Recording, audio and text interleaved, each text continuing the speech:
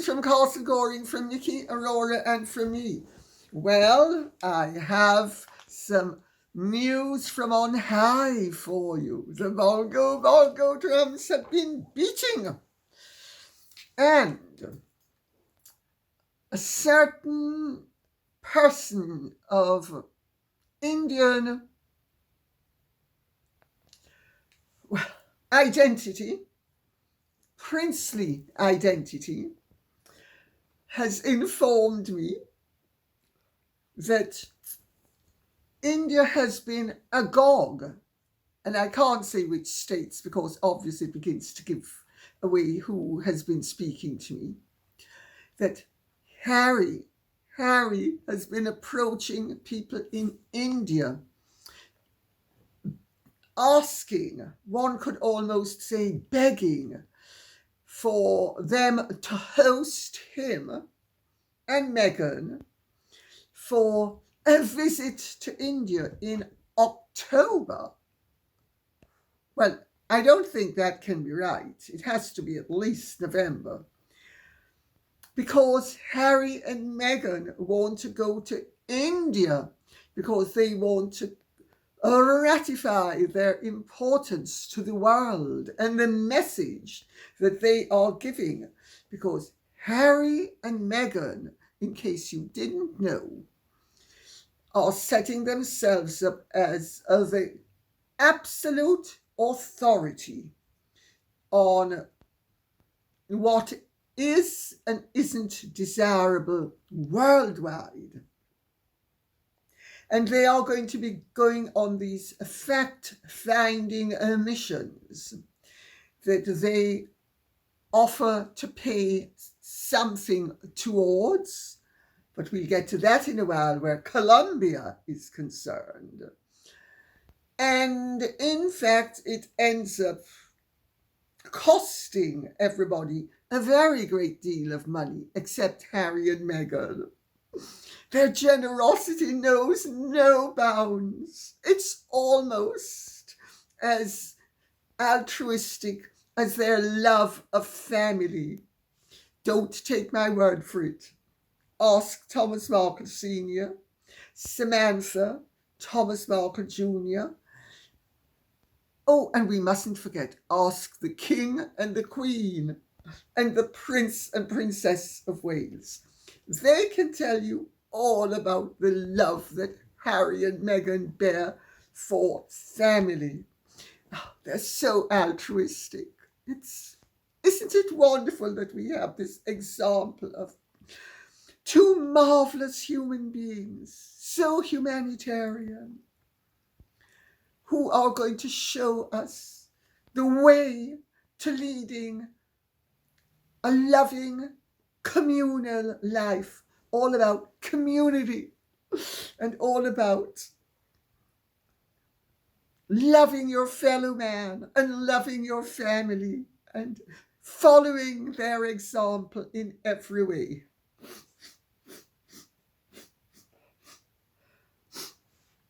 But just a little observation. Didn't Catherine look good at church? I mean, isn't it amazing that a corpse or an AI creature can simulate humanity so spectacularly? My goodness, we lead wonderfully deceptive lives, don't we? We are deceived left, right, and centre by the very things before our eyes. Oh, I forgot. It's because Harry and Meghan and their ilk know all about AI and all about revealing that what we've seen with our naked eyes, we haven't seen.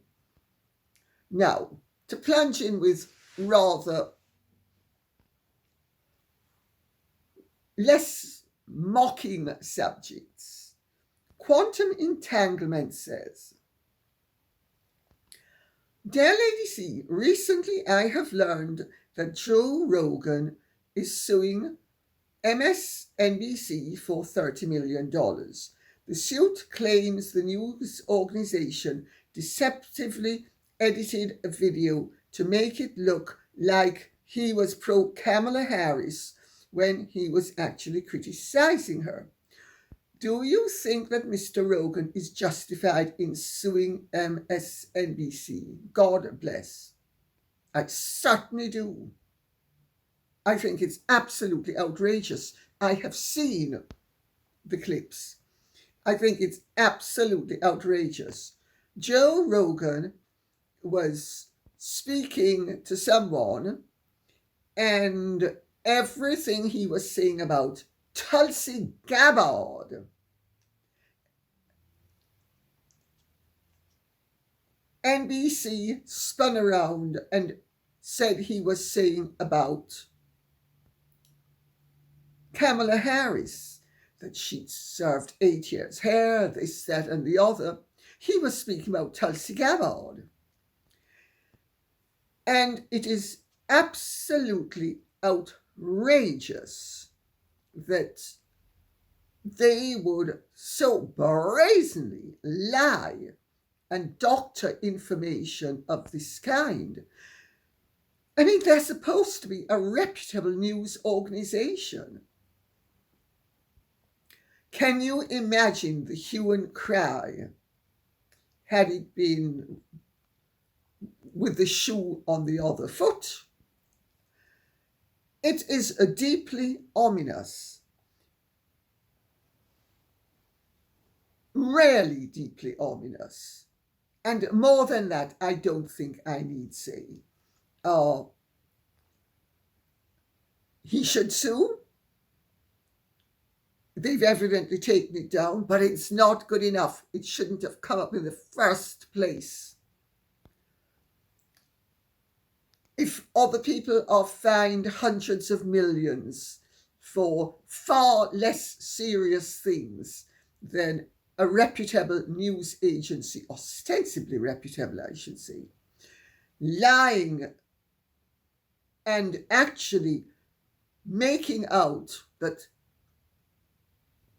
criticism was praise, and actually falsifying the identity of the person about whom Joe Rogan was speaking, I think 300 million would be a far better figure. However, let's wait and see what happens. Outrageous. I mean, whatever happened to integrity? It's unbelievable. Sue Bates says, brilliant show again, Lady C. Thank you. So, all this chatter now that Harry and Meghan took gifts to Colombia and paid the costs of their visit. What are your bongo drums saying? Because I believe it's just PR puff trying to save the Colombia VP's face. And I'm going to read out another comment, and then I'm going to answer both. Because yes, my bongo drums have been beating. Terrace and BJs says, I love that name. Colombian officials hit back after Prince Harry and Meghan Markle's trip cost revealed, according to the Express. Well, they would print anything.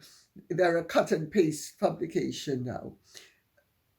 Dated the 23rd August 2024 by Matt Jackson and Maria Ortega. Let's just read out what it says. The ministry also confirmed Harry and Meghan financed the visit, reports El País. A spokesman said, the Duke and Duchess of Sussex financed their trip and that of their team with their own resources. International agencies are said to have helped contribute towards the costs. Goodness gracious me. Ayahuasca. My goodness, I'm on a trip. Oh, goodness gracious me. This is too much. Let me continue.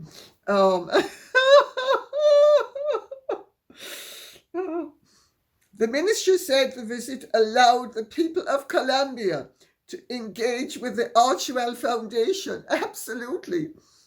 Notwithstanding the ring of 3,000 protection officers standing between them and the people. I love it. The philanthropic not-for-profit organization founded by Harry and Meghan, the Archewell Foundation. The Colombian Ministry of Equality and Equity, led by Vice President Francia Marquez, disclosed their junket had been funded by the couple and international agencies. Why bring up Archewell now when the trip concluded days ago? Coincidental or not, I wondered what their newly minted chief of staff what led their newly minted chief of staff to suddenly bolt. Good sense. Good sense.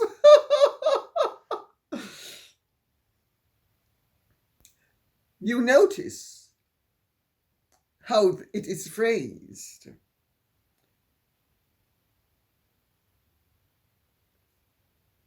My information is, and if I am doing the Ministry of Foreign Affairs or propaganda or Marquez rubbish, whatever it calls itself today, a disservice, I will be quick to apologize if they can point out to me that my information is actually as inaccurate as this rubbish.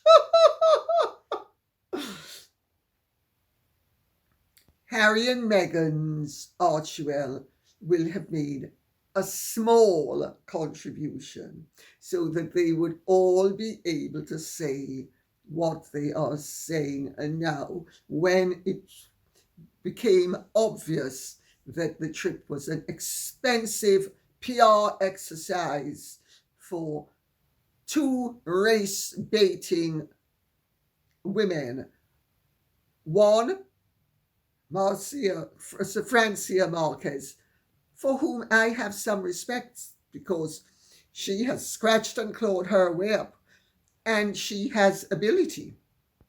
And Meghan, she certainly has ability, I can tell you. I've been told that she's very able.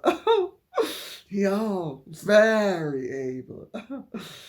She's a true feminist. She knows exactly how to play the role of womanhood. Oh dear, oh dear. They really think that we are so dumb that we're going to fall for the cock and bull story, I ask you. I can't help laughing.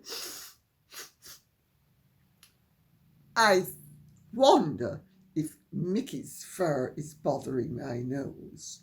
Do you think I should send her into the kitchen to get some Coke? Or, I think we leave the Coke right where it is. Deborah Ward says, Lady C, hello from the USA. Hello from Castle Goring, Deborah Ward. I have a question about the two children of Harry and Meghan. If born by surrogates, do you think the children's titles should be removed until it is proven by gynecological exam of Meghan that she actually did birth the children? I think yes, and should be done by an independent doctor directed by the royal family. I believe she used surrogates and therefore the children should not have titles or be in the line of succession. Please reply, big block capitals. Thank you. I'm going to reply. It would be very injudicious of the British royal family, the British government, the British state, after the horse has bolted, has mowed down the garden beds, has fouled the path and is making hay while the sun shines in the open field, to decide that the gate should be replaced. No.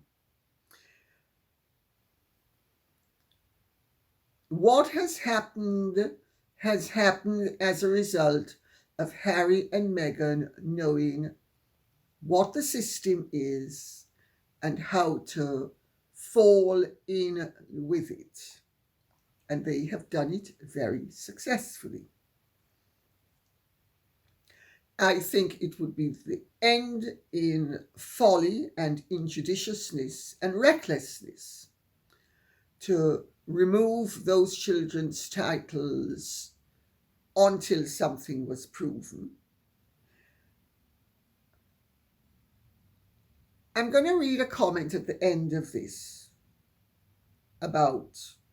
from someone which rarely says it all, but suffice it to say at this point,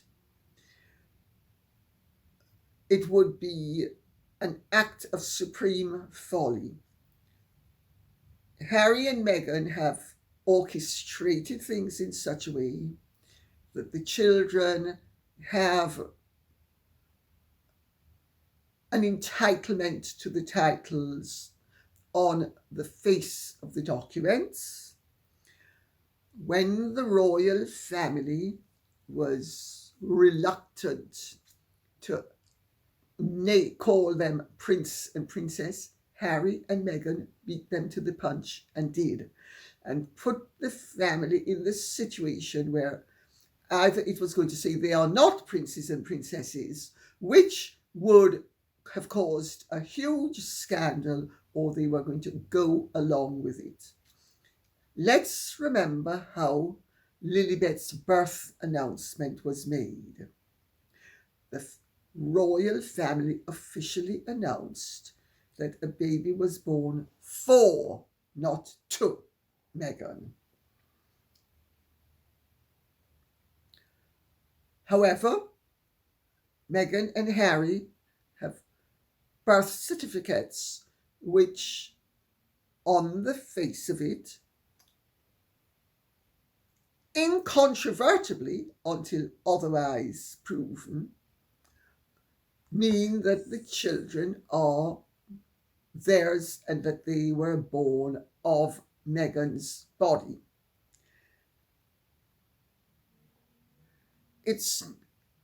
I think we should leave it at that for the moment, because if I were in their position, I would not do anything at this point, but I would do something down the line. What I don't necessarily wish to say, but in fact I am going to say it. I would have thought the simple thing to do is change the rules sufficiently for children who are not being raised in this country to be prevented from using the title Prince and Princess. It's going to be more difficult for them to be removed from the line of succession unless they are delegitimized, which of course I need to say for legal reasons. They are legitimate officially, and until such time as there is absolute proof furnished that they were illegitimate, they remain legitimate. And there is, and I need to say this for legal reasons, no proof despite suspicions that they are illegitimate. And therefore, the status quo remains. Kitty says, Dear Lady C, what do you think of the arrest of Pavel Durov? Russian-bound founder of Telegram, social media platform, who also has French citizenship. Durov has previously acknowledged in an interview to Tucker Carlson that foreign secret services like FBI are on the hunt for him as they want access to Telegram's coding secrets so that they could control his social media platform as well as they do with other platforms. He's now threatened with 20 years of prison unless he agrees to cooperate with the French government. That is, allows them full access to Telegram's operations and secrets of coding. This is a further warning sign to free speech, not just in France, but to anyone who's using social media platforms. Macron and his government are as pathetic as Keir Starmer, it appears, Orwellian overlords in the waiting, unless they are stopped. Pathetic is not the right word, my dear Kitty. The right word is fearsome,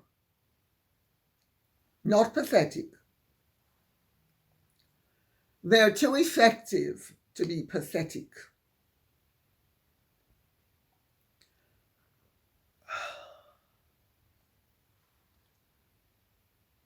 According to AFP news agency, and I'm going to read out, Durov was detained, quote, over offences alleged to have been conducted on Telegram, ranging from fraud to drug trafficking, cyberbullying, and organised crime, including promoting terrorism and fraud. Telegram is the third most downloaded messenger app globally, following WhatsApp and Snapchat. The Russians tried to nail him and he left Russia. Now the French are trying to nail him, doubtless on behalf of the British, the Americans, and everybody else in government who wishes to control what the media are about. So this is something of a struggle between people like Durov and Elon Musk and others. I need to be careful how I put this, because this is YouTube and I do not want to fall foul of any of its guidelines. So I'm going to remain completely neutral, except to say I believe in free speech.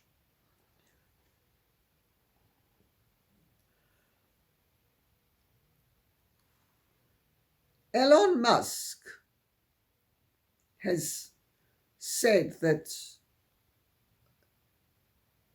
the attack on Durov's liberty is politically motivated and that it's censorship. And I have to say, I agree with him.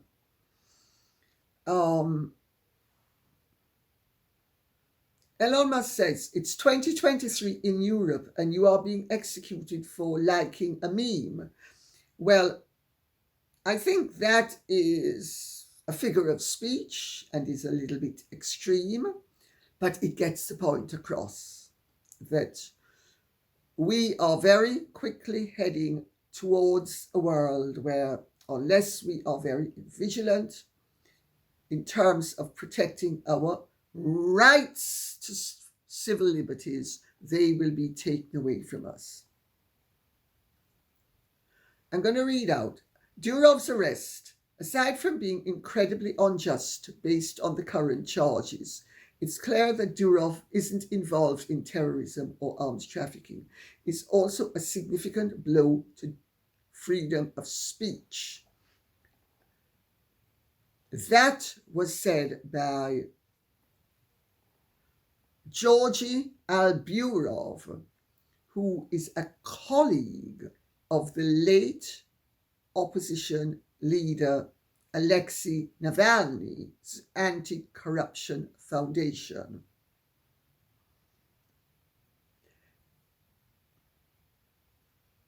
It's chilling. It's an abuse of power. France has a judiciary that is supposed to be independent, and it will hopefully right this wrong. I prefer to leave it at that for the moment. But this sort of conduct by governments is deeply chilling. Deeply. Golly says, Lady C, did you see in the weekend papers that King Charles has turned to God to help him deal with Harry? How accurate do you think such stories are? I'd be very surprised that it wasn't accurate. In substance, if not in detail, I have been saying for some time now that there is little doubt in my mind that the king and many members of the royal family are practicing a version of 12-step loving detachment, let go and let God. Anybody who's familiar with the 12-step program will know that you let go, you let God, you don't intervene, you don't manipulate, you let things happen naturally, and you say, yes, I still love you, I still like a relationship with you. However, it has to be on the following terms. I see nothing wrong in any parent of a drug-addicted child, and in my opinion, Harry's admissions are tantamount to the fact that he is a drug addict, or at least a drug abuser, which is pretty much the same thing.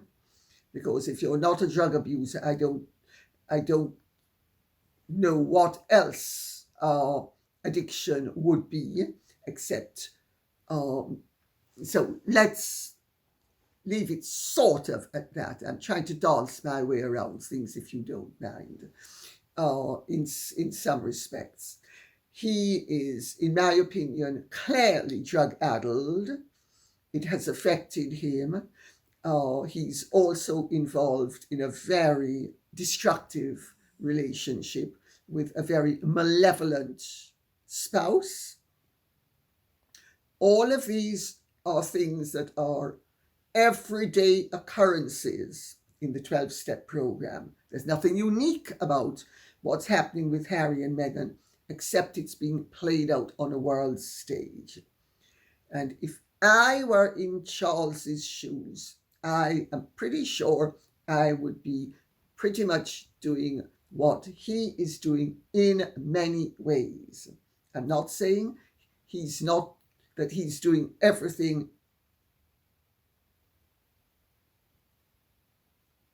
that I'd do, and I'm not saying I would do everything that he's doing, but the broad sweep of loving detachment, let go and let God, and let him suffer the consequences of his own actions is what.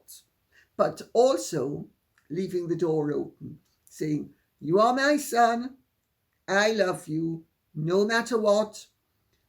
I want to leave the door open to have a relationship with you, but you have to turn your life around and stop behaving the way you're behaving. That is the implicit part of the message that, whether unspoken or not, is the absolute crux of the matter.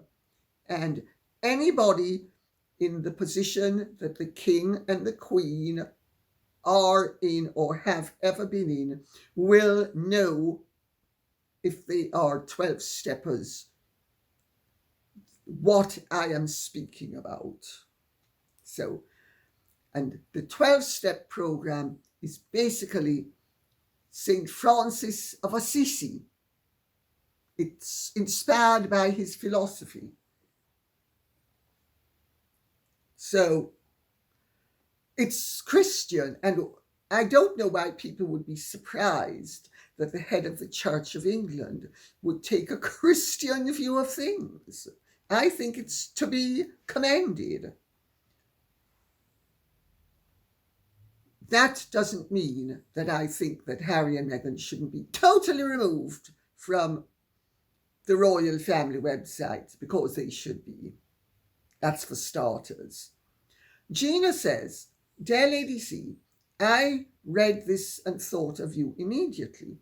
Children of highly narcissistic parents who don't become highly narcissistic themselves, but become highly sensitive, honest, and intuitive, are some of the strongest people to walk this earth." Thank you. "Their entire life is often devoted to healing wounds they never asked for. You care and you feel others' pain. And most of all, you helped Thomas Markle when his own daughter cast him aside. Bravo to you and God bless. Will his daughter's heart ever soften? Sadly, likely not." Well, I have brought the celebration of Thomas Markle's life fund, 80th birthday, whatever you want to call it, to an end, and the money is winging its way to him in tranches. Sadly, the whole thing couldn't go in one tranche. Banking regulations, too much to go in one tranche. Very tiresome. However, he's getting it in, and he will have got it by the middle of this week. So,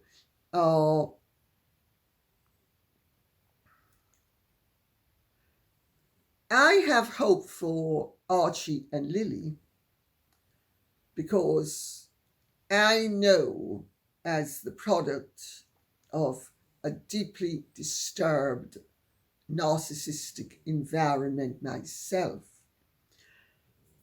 how the children can actually end up profiting from the experience. Yes, it involves suffering. Yes, it involves lifelong wounds. But you know, a wound will heal, and it doesn't necessarily stop you functioning fully.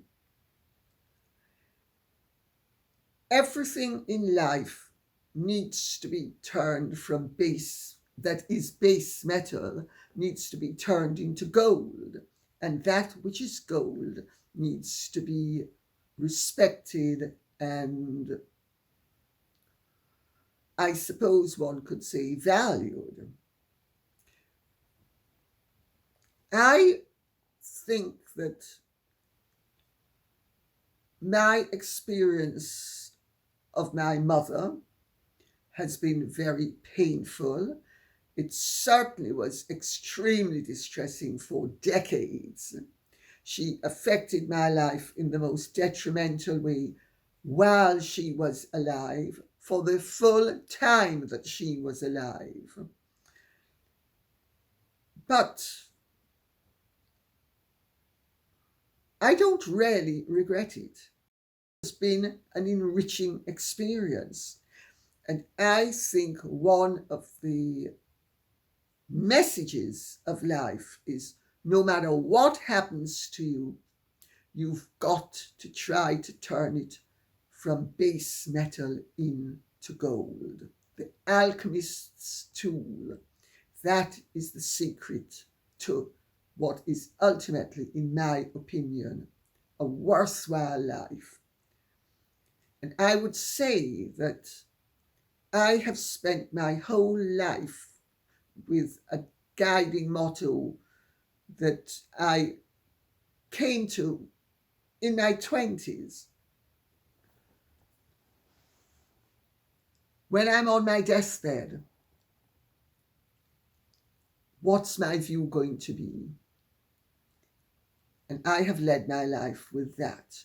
If you can't picture yourself at the end of your life, looking back on your life and saying, I did the best I could, you have wasted your life. That's my opinion. So I hope that answers the question. And I think Archie and Lily could end up being really nice people. Unfortunately for them, they're going to end up being very unsophisticated people.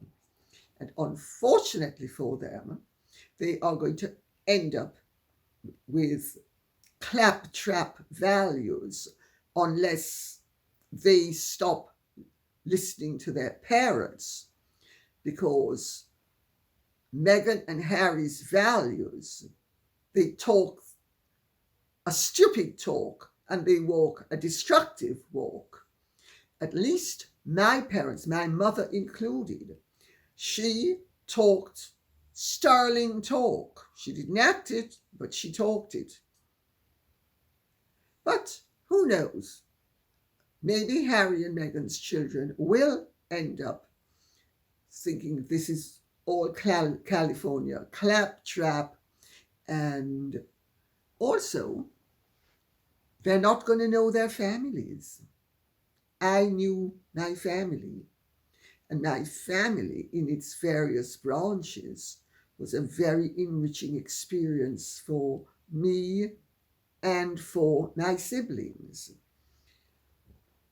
So I hope that answers the question. Lynn Vanderhoof says, if there was human error which caused the tragedy of the Bayesian, I really feel pain for the boat's staff. Years ago, as a hospice chaplain, I worked with a man who was part of the ground crew for the Challenger. He had a complete breakdown and said to me at one point, Lynn, can you imagine what it's like to never hear silence? No, I honestly can't, I replied. My understanding is that a number of the crew had what was labeled nervous breakdowns. They all felt so responsible for what went wrong. Later, I think it was determined that it was something with the O-rings, but the weight of responsibility was monstrous for many of them. I can only imagine that this crew would feel similarly. I've read this out because I think it's really important in a news story of this nature that we bear in mind that we do have a responsibility to everybody concerned. And I mean, it could turn out that the crew were not in any way, shape, or form responsible for anything. There is speculation as to what went wrong, but it is only speculation. I really think we should wait until the 99th hour, which will be after the investigation has taken place. And if there is going to be a trial of anybody after the trial has concluded and all of the evidence is in. Because I can see many scenarios where it's ostensibly human error, but sometimes human error is genuine error. So there's a huge difference between human error and negligence. I just make that point for what it's worth. Oh dear, this is very interesting. Margaret Thompson says, 2 men and their lawyer who won a court case against the American government in June after 13 years of legal wrangling are all dead. Absolutely. And in a matter of hours of each other. Very, very effective. However,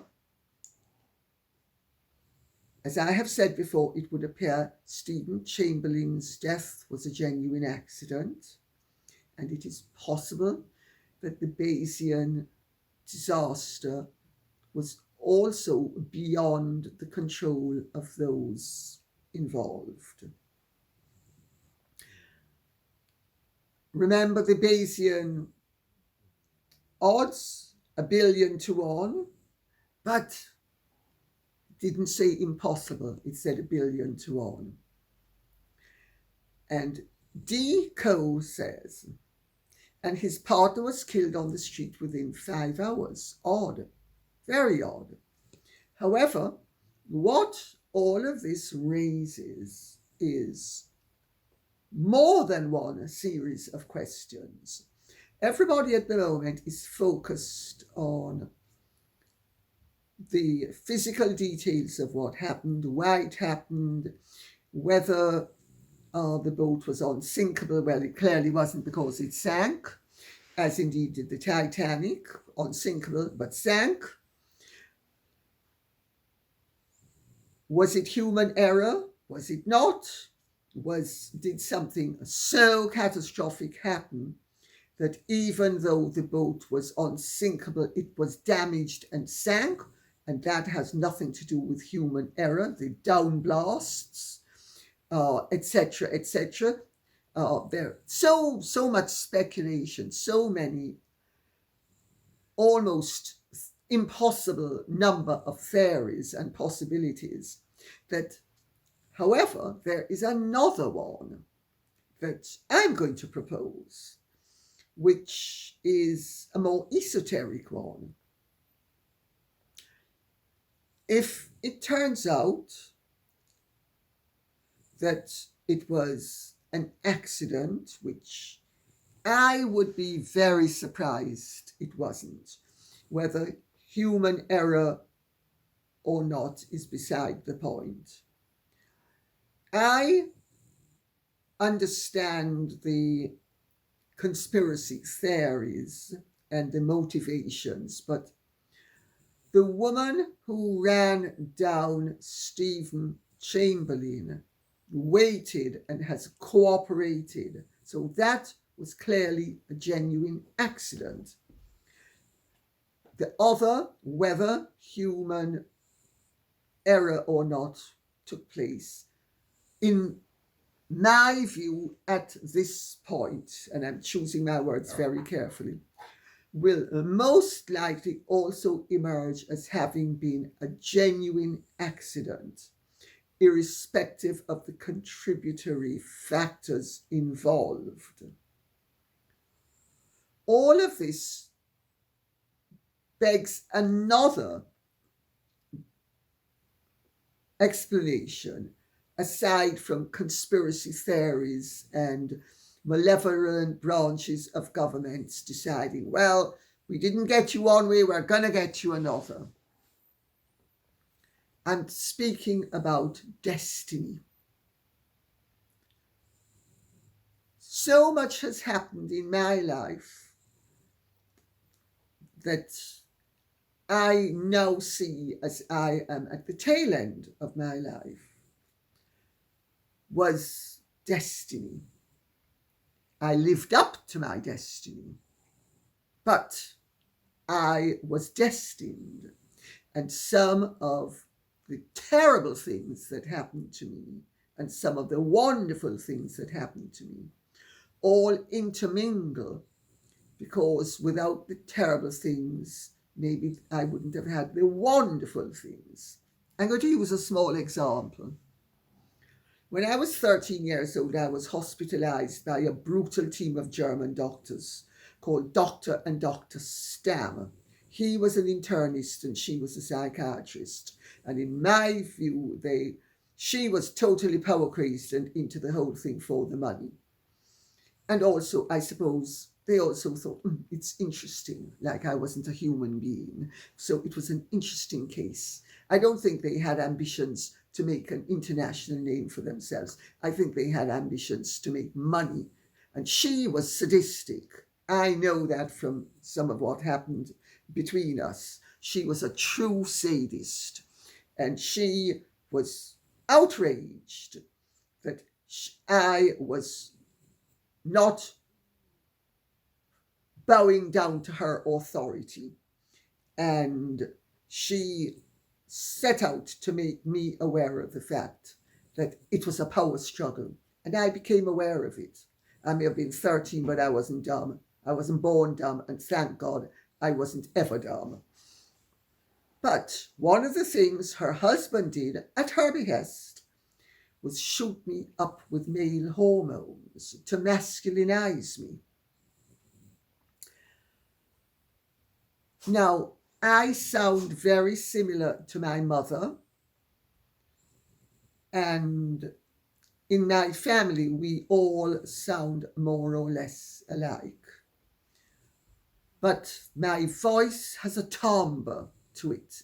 People have always commented on it. That is very unusual.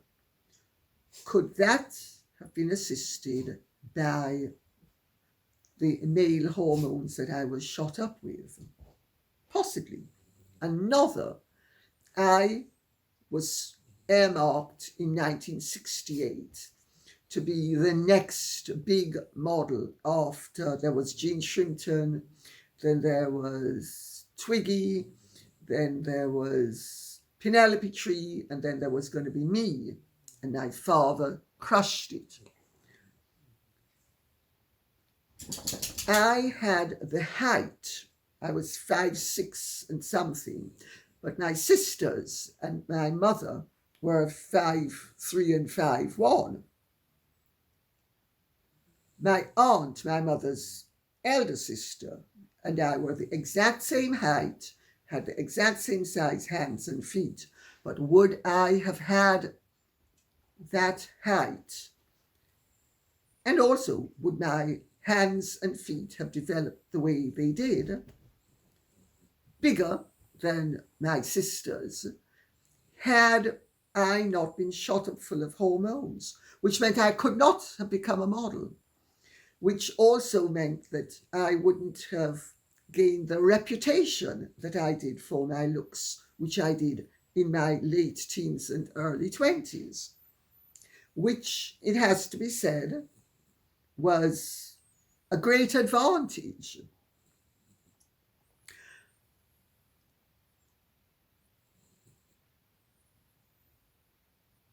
Were those three men, the lawyer and the two defendants, was this their destiny? Now, putting aside the lawyer, the two defendants, was their destiny that their life was going to be over?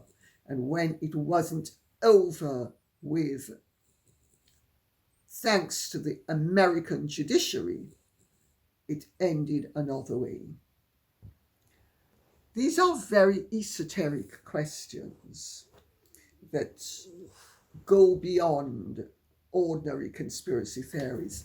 And a century ago, and in the age of enlightenment, these are questions that would have been asked quite regularly and frequently. Of course, they're not asked nowadays because we live in such a godless age.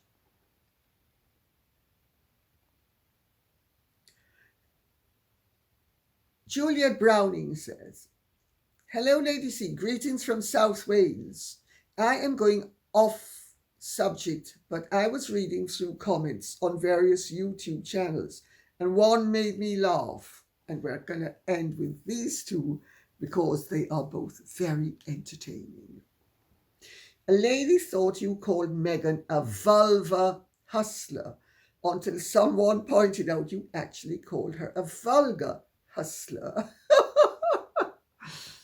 Very witty. Very witty. And Lily Owl says, I think that King Charles naming his rescue chicken Henrietta is hilarious. Maybe he is sending Harry the message that he will not be saving him. Just my opinion. Well, Harry and Meghan have been sending out very mixed messages about his relationship with the king. He's not taking my calls. Oh, but we're about to become reconciled. So which one is it? Can't be both at the same time. The king has a great sense of humor. He had a wonderful relationship with Joan Rivers, who was wonderfully irreverent and a comedian of the highest order. And she used to send him up. He was friendly with her and had her at his wedding to Camilla, notwithstanding the fact she used to send him up. He has a great sense of humor. He can laugh at himself. He can laugh at things that are basically serious, but he finds the humor in them. Would he be sending a message? I don't think so. But would he be witty enough to name a troublesome hen Henrietta? I think we know the answer to that. And on that note, I'm going to say thank you very much for listening. I hope this has been of some interest to you. If it has, please keep the questions and comments coming in so I will know what you would like us to be speaking about. Thank you so much. Godspeed. And if you have truly enjoyed this, would you care to like, share, subscribe, press the notification bell, and take good care.